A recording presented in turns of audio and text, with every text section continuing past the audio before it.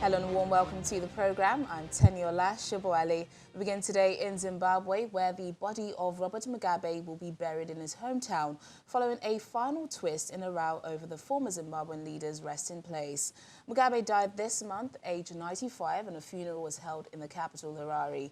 The government had resisted his family's wish for him to be buried in his home region of Zavimba, deciding that he should lay in the Heroes' Acre, a national monument and burial ground. The family eventually consented, but on Thursday, the government backtracked. In a statement published, Information Minister Nick Mangwana said the change was in line with policy to respect the wishes of families of deceased heroes. Mugabe died in Singapore while receiving treatment for cancer, and his body was flown back to Zimbabwe. Now, a Zimbabwean doctor who's alleged to have been kidnapped by state security agents last week has now been released for treatment in South Africa. Doctors accuse security forces of kidnapping Peter Magombeyi after he went missing for 5 days. He had organized a series of strikes over poor pay and working conditions. After he was discovered in a dazed and confused state 30 kilometers from his home in Zimbabwe's capital, Harare, Dr. Magombeyi was denied permission to travel to South Africa for medical treatment. He was confined to a hospital room in Harare by police officers, even though a court ruled he could leave the country to seek medical treatment. In recent months, there has been a spate of abductions in Zimbabwe by those who are seen as critical of the government. The government has denied abducting him and suggested the whole thing had been faked. Researchers from the University of Pretoria are conducting a study in the country after recording a rise in the number of malaria cases in parts of the country during winter. Winter is a low season for malaria transmission, as the disease is mostly contracted during the warmer and wetter months. The research being conducted in part of Limpopo province, which has a high risk of malaria, is designed to study the mosquito that transmits malaria. In South Africa's Limpopo province, researchers are collecting mosquitoes to try and solve a potentially deadly problem, while cases of malaria are rising even in winter.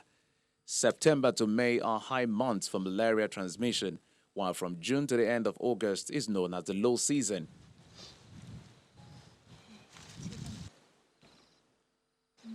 Dr. Taneshka Kruger from the University of Pretoria, who is carrying out the research, said the winter months should see less of malaria. We like to do annual collections, but more than one annual collection. We try and do different seasons. Now, this is the winter season, so technically you would expect less malaria, but we've actually noticed that there is an increase in this area, as I said, of malaria cases. And because this is the area of the highest incidence in the country, it just made sense to come here and try and figure out what the problem is.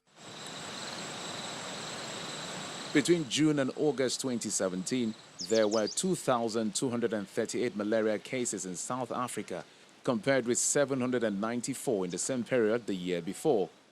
The research is studying the Anopheles mosquito that transmits the disease. Researchers also hold awareness sessions and visit schools to educate students.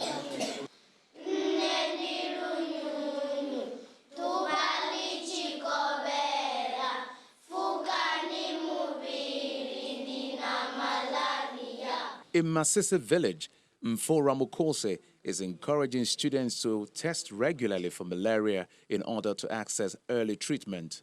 It is important to them to know about this malaria thing so that they can know how to protect themselves from this kind of disease. Worldwide, malaria infected around 219 million people in 2017 and killed 435,000.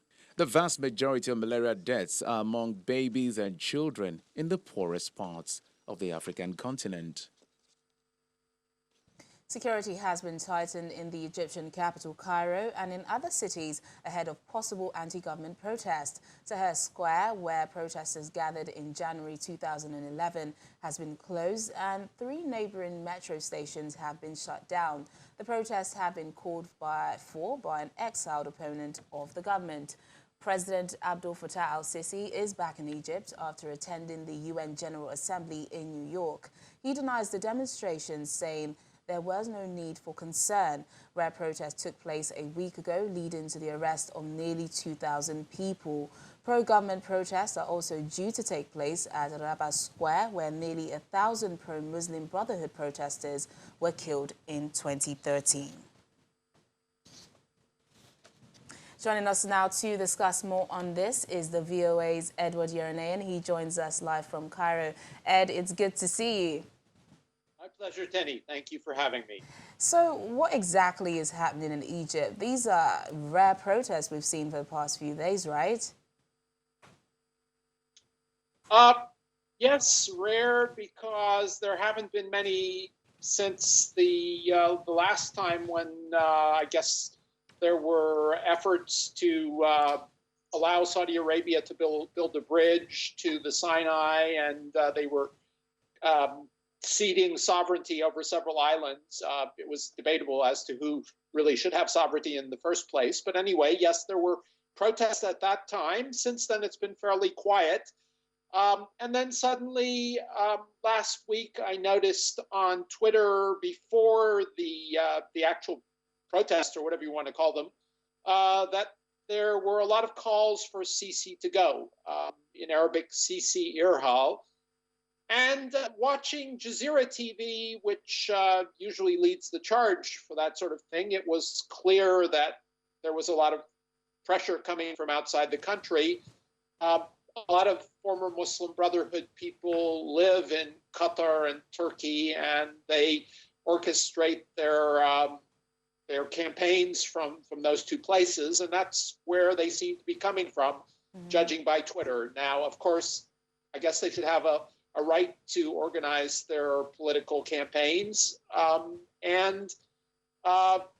really the videos of the Friday night protests last week didn't seem to be more than just people coming out of a football match and doing a bit of skirmishing in the streets. And the media outlets that support the Muslim Brotherhood played them up into a big protest scenario. Now, I think there is a bit of discontent under the surface here in Egypt because prices are going up. I don't know if that's President Sisi's fault or the World Bank, the International Monetary Fund, which Egypt owes money, and that would be the case for any government. So a lot of the grievances are merely economic, and some people like Sisi and some people don't. I don't know if it's there's a clear-cut pattern we can see here. Yeah, what we're actually hearing is how this protest started. Some reports are saying that this was called by an exiled opponent of the government calling for the protest. Tell us a bit more about that. Yes, that's one of the possible scenarios. I saw the videos and also saw his name floating around Twitter before the protests last week. I've never heard of him before. He's been written up in some of the major media outlets as being an actor and a contractor and having business dealings with the army. Of course, if you've lived through the last revolution or the 2011 revolution, there were a lot of players that came and went and were suddenly media stars. And it turned out in the end that someone from outside the country, some political organization, was pushing them. I remember a chap by the name of Wael Ghanem, who was supposed to be a computer expert, and he was being touted as the poster boy for the 2011 revolution. And it turned out that he was a Muslim Brotherhood supporter in the end. And a lot of other people after that revolution were outed as Muslim Brotherhood supporters because ultimately the Muslim Brotherhood government fell and everyone saw who supported which group. So there really are no secrets about who belongs to what these days. Well, Ed, you're the one on the ground now. With all that we're seeing, is it possible that we could see a repeat of 2013? And in all of this, how has the president responded? After watching the revolutions in Sudan and Algeria, it's tough to predict. I wouldn't have thought that the Sudanese President Bashir would fall, although I was happy he fell. I didn't like him very much. In President Sisi here in Egypt, I think he's a lot more popular than Bashir.